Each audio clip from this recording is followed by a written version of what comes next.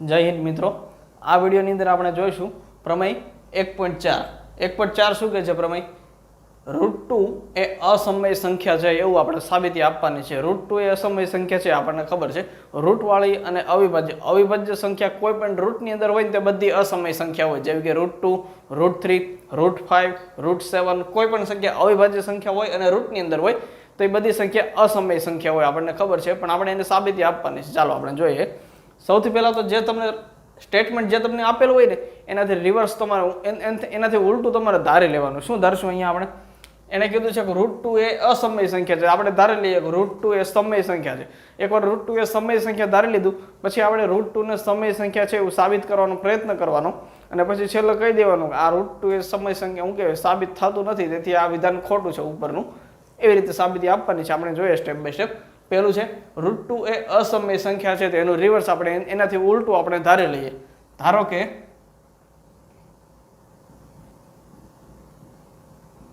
√2 અસમય નહીં પણ સમય સંખ્યા છે.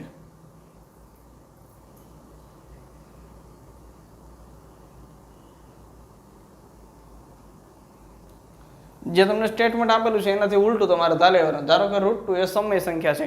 હવે સમય સંખ્યા હોય ને, કોઈ પણ સમય સંખ્યા હોય ને તો એને a/b તમે એવી રીતે ભણ્યા હતા કે p/q.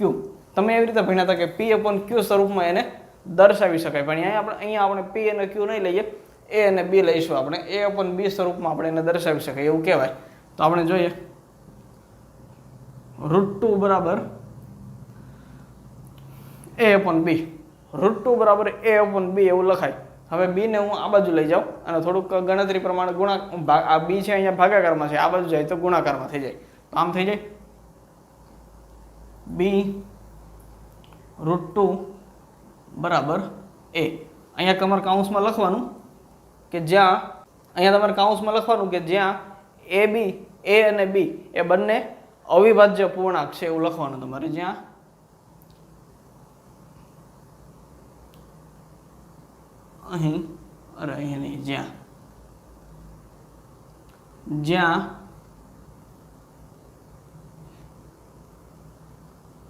a અને b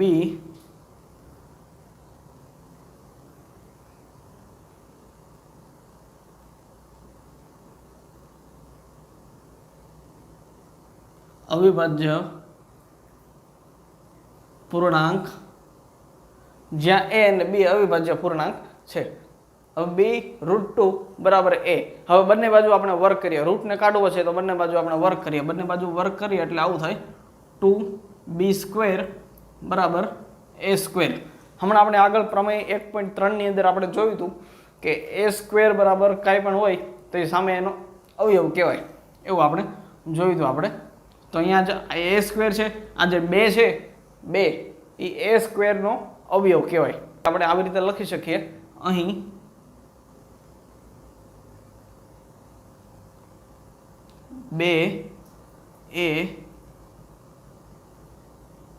a² નો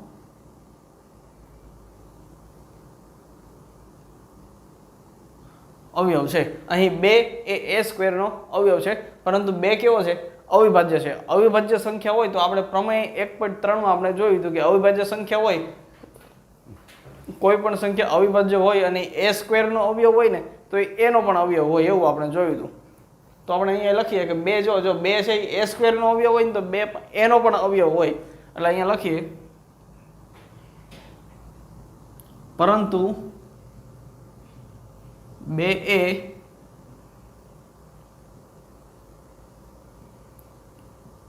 અવિભાજ્ય સંખ્યા હોવાથી તે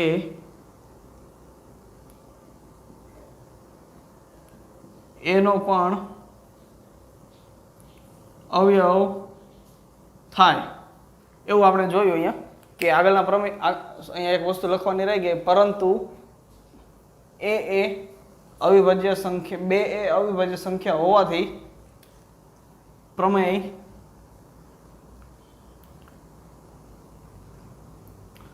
1.3 પરથી લખવું પડે અહીંયા કે એ જે 2 છે એ અવિભાજ્ય સંખ્યા હોવાથી પ્રમેય 1.3 પરથી એનો પણ અવયવ થાય. કોણ? તો 2. જે 2 છે એ એનો પણ અવયવ થાય અને 2 છે એ a સ્ક્વેરનો પણ અવયવ થાય.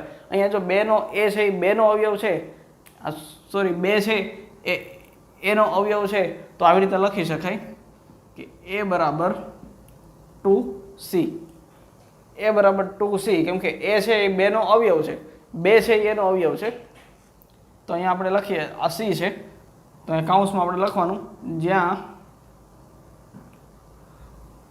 c એ કોઈ પૂર્ણાંક છે. c છે કોઈ પણ પૂર્ણાંક છે, કોઈ ચોક્કસ નથી, કોઈ પણ પૂર્ણાંક હોઈ શકે ત્યાં, પણ a બરાબર 2c થાય. હવે અહીંયા ફરીથી બંને બાજુ વર્ગ કરીએ. અહીંયા એક વાત લખવાની રહી કે બંને બાજુ વર્ગ કરતા એવું તમારે ટાઇટલ આપવાનું. અહીંયા બંને બાજુ વર્ગ આવી સૂચના લખી નાખવાની. હવે અહીંયા આપણે લખીએ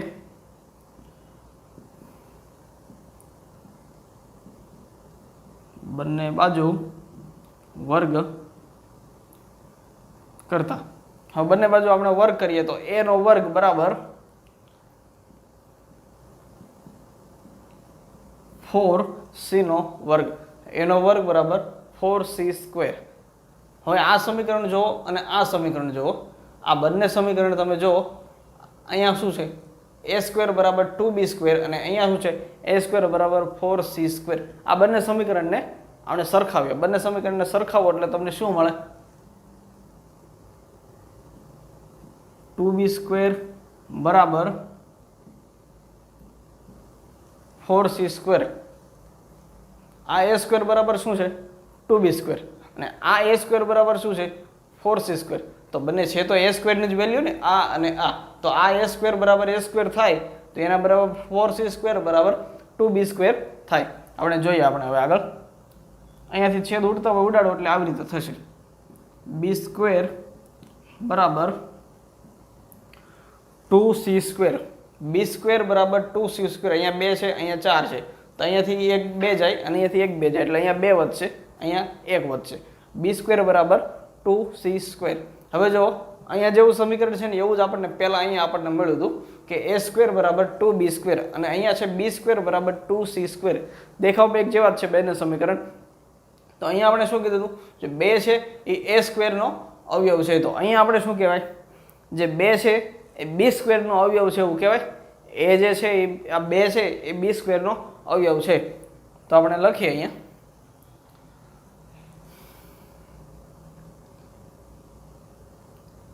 અહીં જેમ અહીંયા આપણે લખ્યું હતું ને એવું ને એવું જ અહીંયા લખવાનું છે. એ 2 એ a સ્ક્વેરનો અવયવ છે, તો તેમ રીતે એવી રીતે અહીંયા 2 એ b સ્ક્વેરનો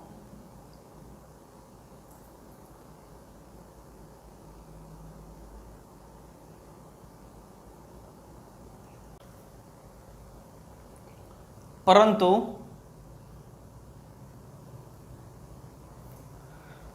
બે એ અવિભાજ્ય સંખ્યા છે. જેવી રીતે અહીંયા લખ્યું છે ને એવું ને એવું જ લખવાનું છે. 2 એ અવિભાજ્ય સંખ્યા હોવાથી એ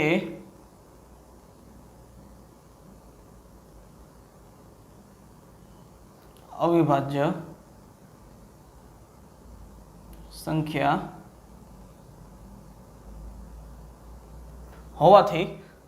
સંખ્યા હોવાથી પ્રમેય 1.3 મુજબ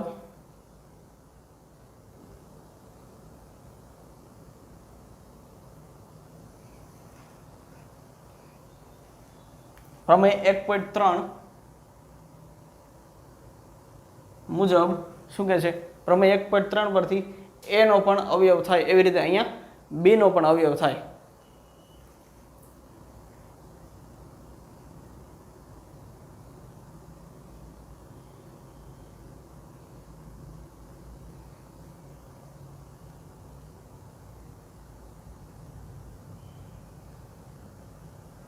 હા, આપણે કહી દીધું કે જે 2 છે એ પહેલા કીધું કે આપણે a નો અવયવ છે.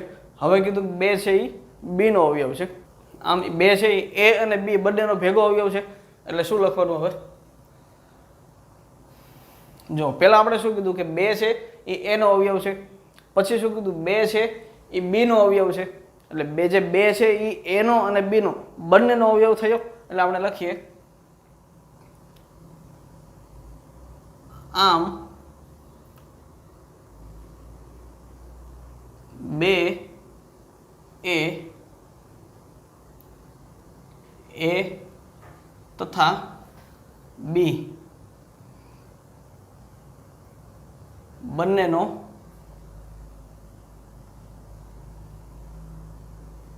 અવયવ થાય. આમ બે જે છે એ અને બી બંનેનો અવયવ થાય. પણ આપણે સ્ટાર્ટિંગમાં શું કીધું હતું? એ અને બી અવિભાજ્ય પૂર્ણાંક છે એવું કીધું હતું સ્ટાર્ટિંગની અંદર કે એ અને બી અવિભાજ્ય પૂર્ણાંક છે. અવિભાજ્ય પૂર્ણાંક કોને કહેવાય? જેની અંદરથી કોઈ કોમન અવયવ જ ન હોય. જો આ ઉદાહરણ આપું તમને કે માનો કે 5 અને 7 આ બંને અવિભાજ્ય પૂર્ણાંક છે. આ બેની વચ્ચેથી કોમન તમે સામાન્ય કાઢવા જાઓ તો શું નીકળે? 1. ખાલી 1 અને 1 જ નીકળે સામાન્ય, બીજું કાંઈ નીકળે નહીં. તો અહીંયા શું છે? આમ બે એ તથા બી બંનેનો અવયવ છે. પણ એ અને બી તો બંને અવિભાજ્ય પૂર્ણાંક છે. અવિભાજ્ય પૂર્ણાંક હોય તો એનો અવયવ એક જ હોય, બીજું કાંઈ ન હોય. તો લખવાનું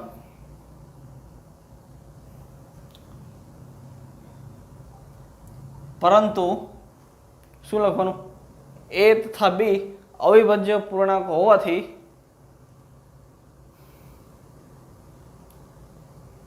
એ તથા બી અવિભાજ્ય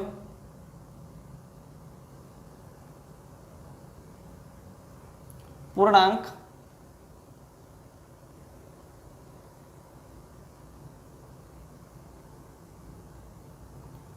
પરંતુ એ તથા બી અવિભાજ્ય પૂર્ણાંક હોવાથી એને એક અને માત્ર એક જ સામાન્ય અવયવ મળે.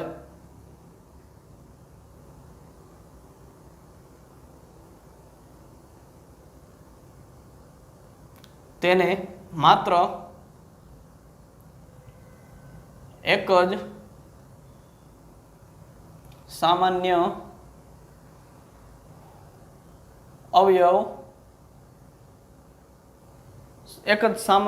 મળે. કયો મળે? તો કે એક જ સામાન્ય અવયવ મળે. પરંતુ એ તથા બી બંને અવિભાજ્ય પૂર્ણાંક હોવાથી એને માત્ર ને માત્ર એક જ સામાન્ય અવયવ મળે. અહીંયા તમને ઉદાહરણ આપ્યું એમ કોઈ પણ બે અવિભાજ્ય સંખ્યાઓ હોય તો એની વચ્ચેથી કાંઈ કોમન ન નીકળે. કાંઈ કોમન ન નીકળે, જ્યાંથી કાંઈ કોમન ન નીકળે ત્યાંથી એક કોમન નીકળે, એટલે બીજું કાંઈ ન નીકળે. એટલે અહીંયા સામાન્ય અવયવ એક મળે. હવે અહીંયા સામાન્ય અવયવ આપણને એક કીધો અને અહીંયા આપણને શું મળે? સામાન્ય બે. એ તથા બી બંનેનો અવયવ થાય બે. અહીંયા આપણને એવું મળ્યું કે બે સામાન્ય અવયવ છે. સામાન્ય અવયવ બે છે અને અહીંયા મળ્યું આપણને કે સામાન્ય અવયવ એક છે. એટલે અહીંયા જો તમને વિરોધાભાસ ઊભો થયો. એટલે લખવાનું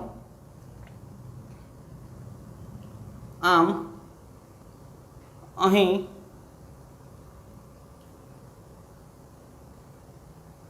વિરોધાભાસ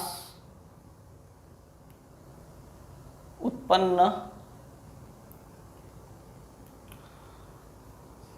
થતો હોવાથી આમ અહીં વિરોધાભાસ ઉત્પન્ન થાય છે. વિરોધાભાસ કયો? તો કે અહીંયા એમ કે છે કે અવિભાજ્ય સામાન્ય અવયવ બે છે અને અહીંયા એમ કે છે કે સામાન્ય અવયવ એક છે.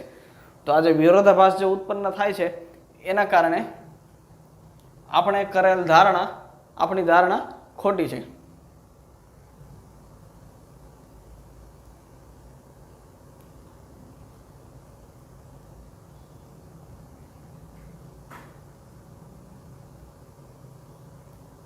પહેલા ખોટી ધારણા કરવાની, પછી એને સાચી છે એવું સાબિત કરવા માટે મથવાનું અને પછી છેલ્લે કહેવાનું કે હવે આ ખોટી છે. એમ આપણી ધારણા ખોટી છે. તેથી √2 એ અસમય સંખ્યા છે. સાબિત થઈ ગયું કે તેથી √2 એ અસમય સંખ્યા છે. દાખલો અહીંયા પૂરો. થોડાક નિબંધ જેવા દાખલા છે પણ તમારે પ્રેક્ટિસ વધારે કરવી પડશે આ દાખલાની, કેમ કે આ દાખલા IMP દાખલા છે, સૌથી વધારે પૂછાતા હોય છે અને લગભગ હોય જ છે આ દાખલા મારા પેપરની અંદર. એટલે આ દાખલા આની જેવા ઘણા દાખલા આવશે. અહીંયા √2 છે એની જગ્યાએ કદાચ રકમ બદલી નાખે કે √3 √5 કે પછી બીજી કોઈ પણ રકમ કરી નાખે. આપણે આની આગળના વિડીયોમાં આપણે બધાય રકમ જોઈશું આપણે.